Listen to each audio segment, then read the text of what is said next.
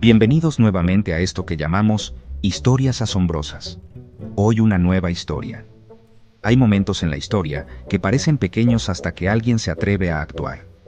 Lo que estás por escuchar ocurrió en el último año de vida del Papa Francisco. Un gesto silencioso, un acto de compasión tan profundo que desató una tormenta política en más de un país. Algunos lo llamaron ingenuo, otros lo acusaron de debilitar los cimientos de la Iglesia. Pero para quienes estuvieron allí, fue uno de los días más humanos que haya vivido la Ciudad del Vaticano. Te veo en el final de este video. Porque lo que sucedió dentro del Vaticano, en los últimos días de un hombre que marcó la historia, no fue solo un gesto, fue un terremoto silencioso que sacudió los cimientos de la fe, el poder y la compasión. Un acto oculto que no buscó cámaras, pero que cambió destinos. Si te gusta este video, agradece dejando tu me gusta, se aprecia ese gran gesto, y suscríbete al canal si crees que el mundo necesita más historias de amor. Era otoño en Roma. El aire traía consigo esa mezcla de incienso y hojas caídas que solo se respira dentro del Vaticano.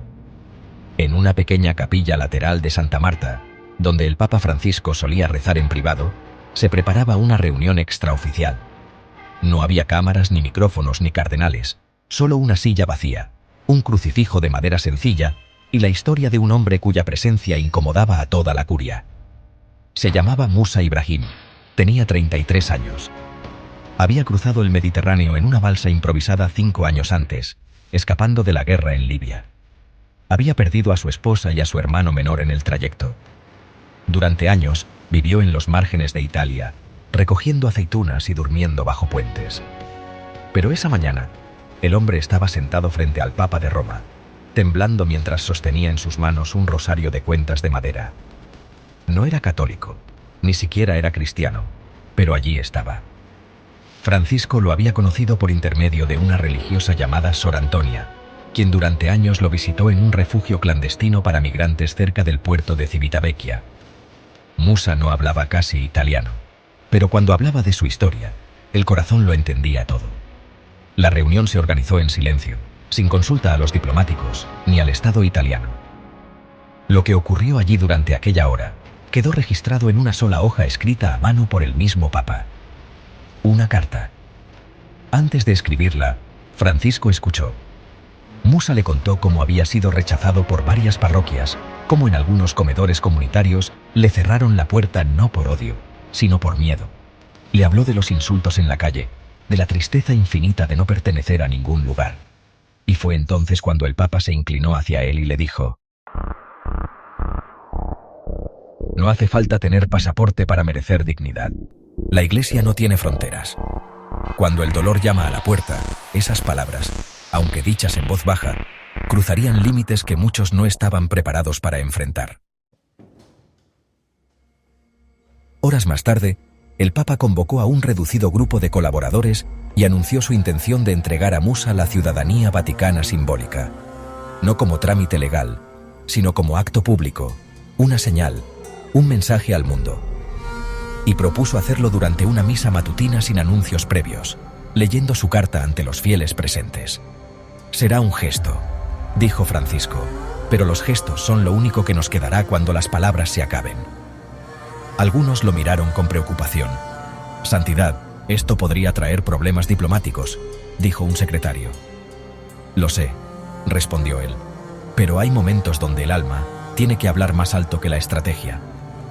La carta que escribió no era extensa, pero cada palabra estaba cargada de fuego y ternura. En ella hablaba de la migración como un derecho humano, de la compasión como un lenguaje universal y de la necesidad urgente de despertar las conciencias dormidas por la comodidad. Pero ni bien la noticia comenzó a circular entre algunos, funcionarios del Vaticano y miembros diplomáticos italianos, comenzaron las presiones. Una fuente cercana al gobierno filtró la noticia a un medio nacional. El Papa quiere convertir a un inmigrante ilegal en ciudadano del Vaticano. Las redes se encendieron. Algunos líderes políticos, sobre todo de sectores conservadores, criticaron el gesto como una intromisión ideológica. La Iglesia debería cuidar las almas, no jugar a la política de fronteras, dijo un parlamentario. Otros lo acusaron de abrir una puerta peligrosa. Hoy es un gesto, mañana será una política oficial. El ambiente en Santa Marta se volvió tenso. Varios cardenales pidieron una reunión urgente con el Santo Padre. Algunos intentaron persuadirlo de cancelar el acto, pero Francisco fue claro. Si el miedo dicta nuestras decisiones, entonces el Evangelio ya no es nuestra guía. La mañana del día señalado, la capilla estaba casi vacía. Apenas unas decenas de fieles, sin cámaras ni prensa. Musa estaba allí, nervioso, de pie entre dos religiosas. El Papa entró con paso firme y sin ornamentos. En sus manos, la carta. Antes de leerla, miró a Musa, luego al crucifijo. Hay momentos en que un solo rostro basta para recordarnos por qué estamos aquí, dijo. Hoy no se trata de política, ni de reglas, ni de protocolos. Se trata de un ser humano. Y entonces comenzó a leer. La voz del Papa Francisco era firme, pero suave. El papel temblaba un poco en sus manos, no por debilidad, sino por el peso de lo que estaba a punto de declarar. Esta carta, dijo mirando a los presentes, no busca aplaudir a un hombre, sino recordarnos a todos que ninguno de nosotros elige dónde nacer, y sin embargo, todos deberíamos tener derecho a un lugar donde morir en paz. Los ojos de Musa se humedecieron. Jamás imaginó que su nombre sería leído desde el altar donde había visto pasar a cardenales, embajadores y presidentes. Su historia, su sufrimiento, estaba siendo reivindicado, no como una excepción, sino como un símbolo. Francisco continuó leyendo. Cuando un hombre cruza el mar sin nada más que una oración en los labios, no está invadiendo, está huyendo. Cuando duerme bajo un puente y aún le da pan a otro más hambriento, no es una carga, es un espejo de nosotros mismos antes de olvidarnos del amor. Cada frase era un golpe al corazón. Entre los asistentes, algunos se inclinaban con la cabeza baja, otros miraban fijamente, como si no quisieran perderse una sola palabra. El momento más poderoso llegó al final, cuando Francisco bajó del altar y caminó lentamente hacia Musa. Sacó de su sotana un pequeño sobre blanco. Dentro, una tarjeta con el escudo del Vaticano y el nombre Musa Ibrahim grabado en letras doradas. Este papel no abre fronteras legales, dijo en voz baja. Solo para él, pero abre una puerta, y detrás de esa puerta estás tú. Bienvenido a casa, hijo mío. Musa rompió en llanto, no por el papel, sino por lo que significaba. Ser visto, ser nombrado, ser aceptado en el corazón de una institución que durante siglos había cerrado sus puertas a los invisibles. La misa terminó sin aplausos, solo un silencio largo, denso, como una pausa colectiva para digerir lo vivido. Pero lo que comenzó como un acto privado, pronto se volvió público.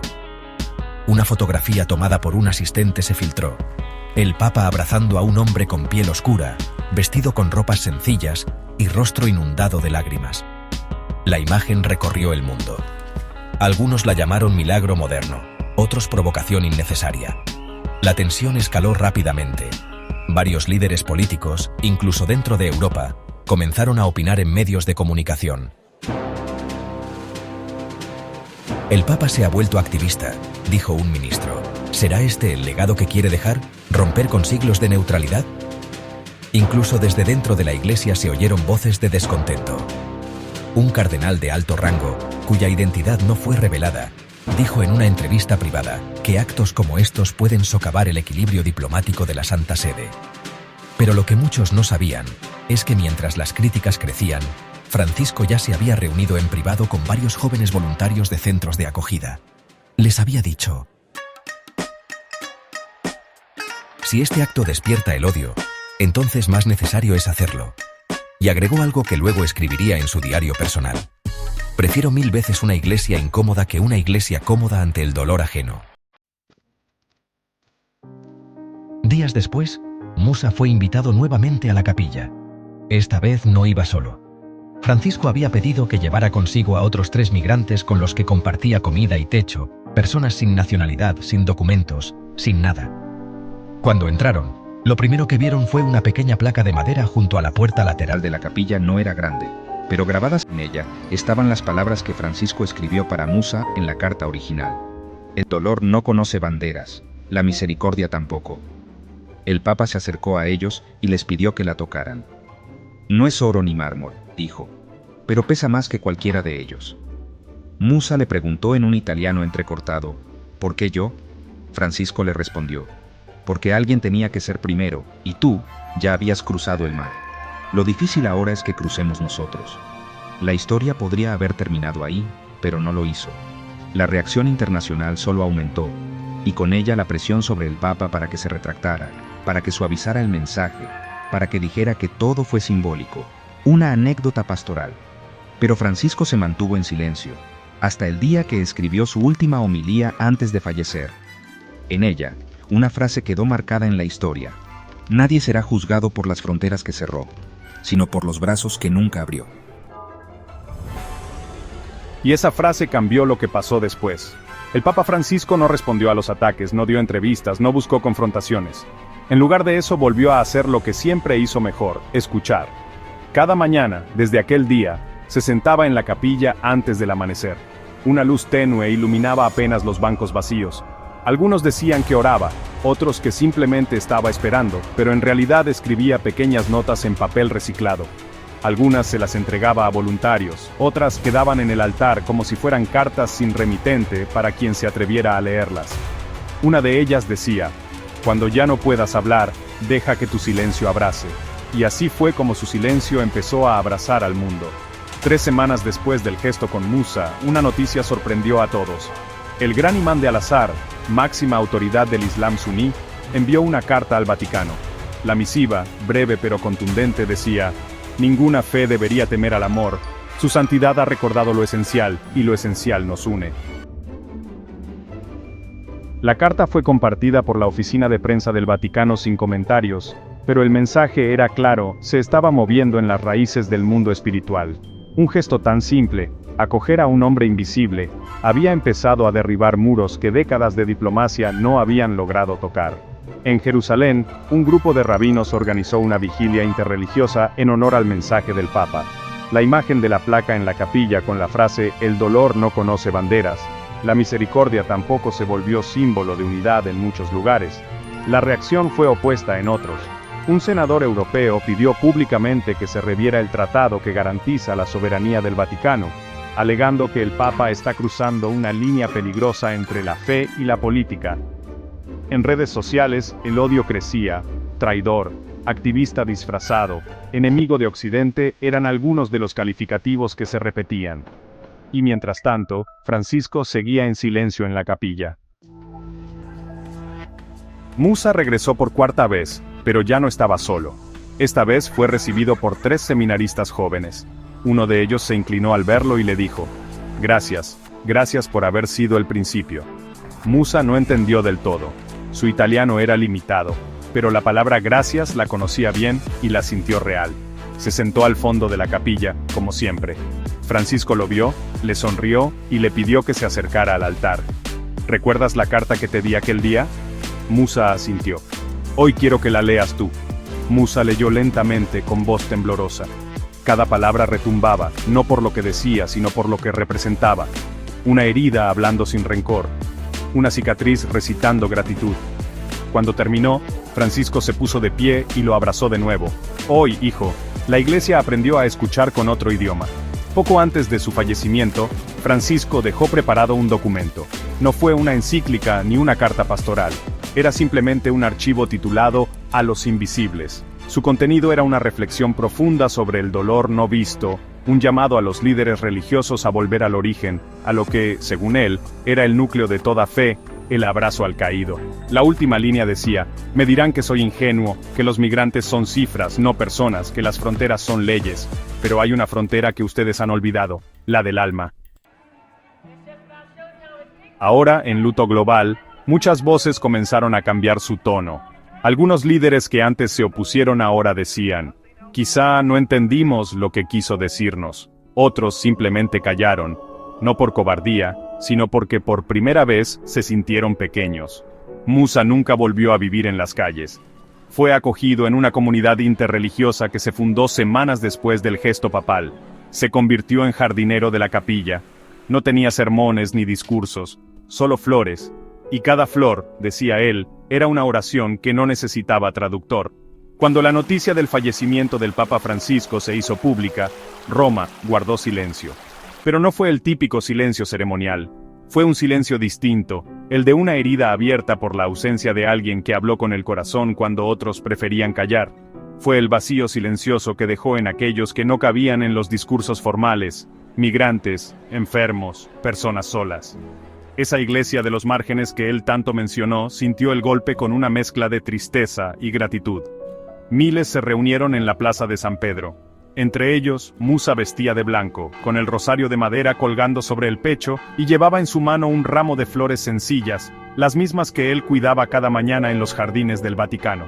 Nadie lo detuvo al entrar a la capilla, no porque alguien le diera permiso, sino porque su presencia ya era parte del lugar. En la capilla de Santa Marta, donde él solía rezar cada mañana sin cámaras ni público, colocaron un solo objeto sobre el altar, un cuaderno negro, desgastado por los años, con notas escritas de su puño y letra. No era un documento oficial, no era una encíclica, era su diario. Allí, en medio de reflexiones sobre el Evangelio, había fragmentos de pensamientos escritos en los últimos meses. Uno de ellos, fechado pocas semanas antes de su partida, decía: "A veces siento que la iglesia camina demasiado despacio, como si tuviera miedo de ensuciarse los pies. Pero si no llegamos a los que están tirados en la calle, entonces, ¿para qué estamos aquí?". Ese cuaderno fue abierto discretamente por uno de sus colaboradores más cercanos y compartido en privado con quienes habían estado en el corazón de su última etapa pastoral.